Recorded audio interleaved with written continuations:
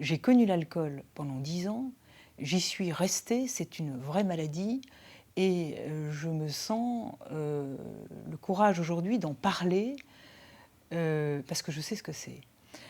À l'époque où j'étais dans cette maladie, j'essayais de trouver un livre écrit par une femme, j'en ai pas trouvé. Vous en avez par des hommes, notamment le très beau témoignage d'Hervé Chabalier, le dernier pour la route, qui a été porté à l'écran. Vous en avez écrit par des hommes au sujet de partenaires femmes, mais ce n'est pas la même chose. Et c'est tout à fait normal, car une femme qui boit, au début, elle le fait en groupe, après, elle le fait seule, elle le fait en solitaire, en cachette, elle le cache. Car elle est atteinte dans sa dignité humaine, elle en a honte, et donc, c'était la raison pour laquelle vous ne trouvez pas de livre sur la question, donc j'ai décidé d'écrire ce livre. Alors, je suis devenue alcoolique le plus naturellement du monde, c'est-à-dire sans m'en rendre compte. C'est donc les douleurs, la mort de mon mari, qui me fait tomber dans un verre, 2 verres, 3 verres, mais au départ toujours en compagnie, jamais seule. Alors en compagnie, c'est en famille, on boit beaucoup chez nous, on est dans un milieu plutôt bourgeois, on ne conçoit pas un repas sans un verre plein. Ensuite, c'est avec des amis. Et enfin, c'est dans un cadre professionnel. J'ai eu cette chance d'avoir un beau parcours professionnel avec des hommes, pas beaucoup de femmes, il n'y avait pas beaucoup de femmes à ce niveau de responsabilité, mais avec des hommes qui, eux, consommaient assez régulièrement. Et moi, j'étais pris dans la spirale. J'avais plutôt l'alcool gai, j'avais une bonne descente et je me rendais compte aussi que pour intégrer le groupe d'hommes, il fallait que je boive. Une femme qui ne boit pas, je crois que j'en aurais été exclue. Et après, les années passant, ne maîtrisant plus ma consommation, eh bien, j'ai dû m'exclure moi-même de ce groupe, car on commençait à me repérer, et forcément, j'avais un comportement qui n'était plus forcément euh, qui n'était pas respectable. Je tenais parfois des propos qui n'auraient pas dû être tenus. Et donc, j'ai arrêté donc, cet alcool mondain, mais je suis restée alcoolique. Oui, je reste alcoolique, je ne suis plus dans l'alcool mondain, mais dans celui que j'appelle l'alcool tout court. C'est-à-dire l'alcool que la femme cache. Et c'est là où c'est très différent par rapport à l'homme. Les hommes boivent entre eux.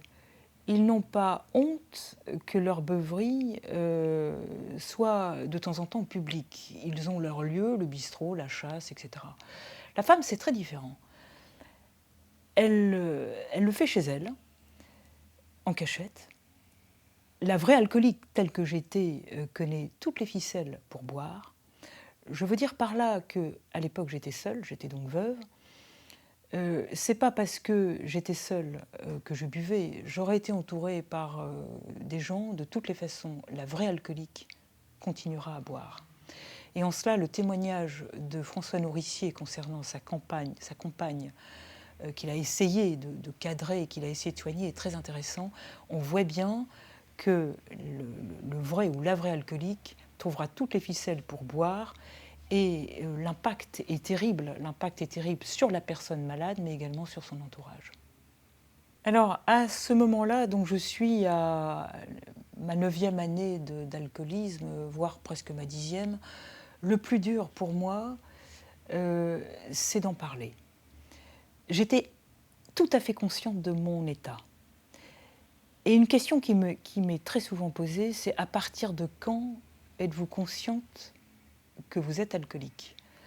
Ma réponse à moi, mais c'est la mienne.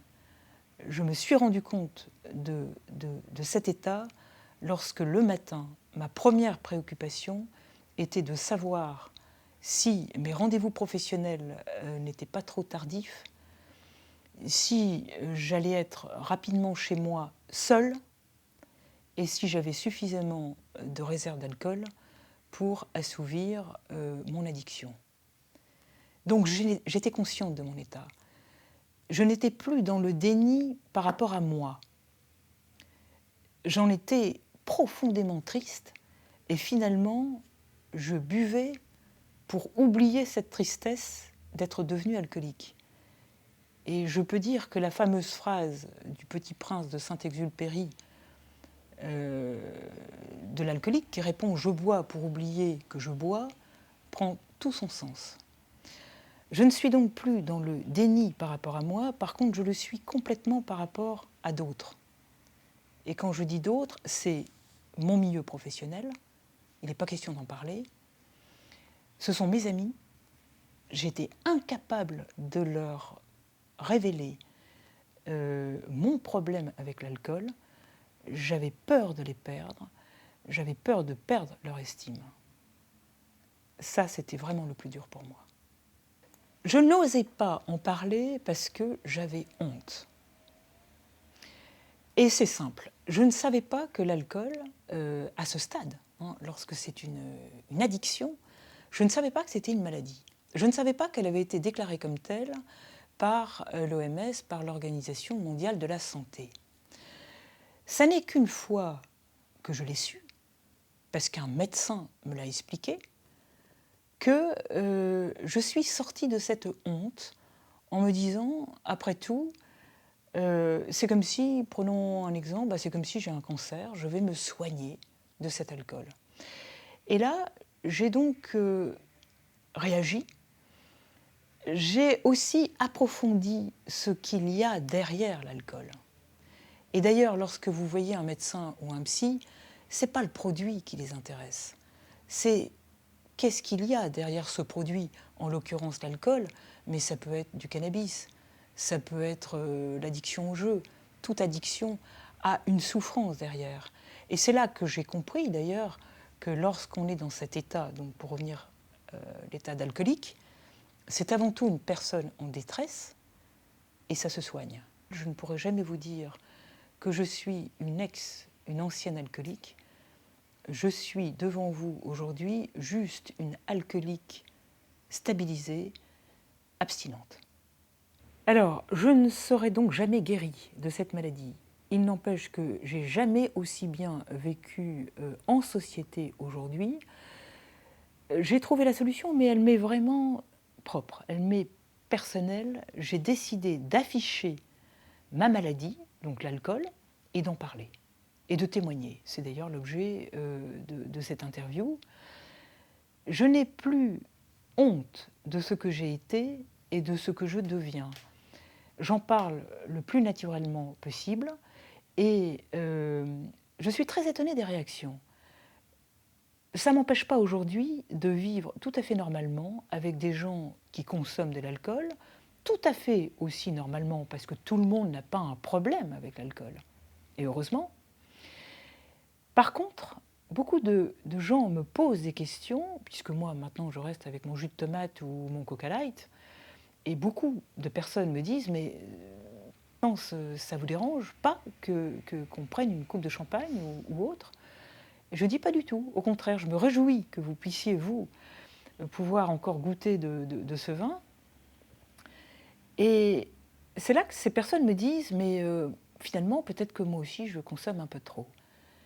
Et je me réjouis d'entendre ce genre de questions parce que ça permet d'ouvrir un débat et ça permet, moi, très naturellement et très simplement de leur dire bah, « écoutez, vous avez peut-être raison de vous poser la question, si vous voulez, on va en parler, parce que si on peut prévenir un risque de dépendance ou une dépendance, si la personne estime que peut-être elle boit un peu trop, eh bien, tant mieux. » Donc j'ai jamais aussi bien vécu aujourd'hui l'instant présent, parce que je sens que mon témoignage sert, et très sincèrement, en 2008, lorsque j'étais dans cet enfer, parce que c'est un véritable enfer que d'être alcoolique, j'aurais beaucoup aimé rencontrer une personne qui me parle de la même manière.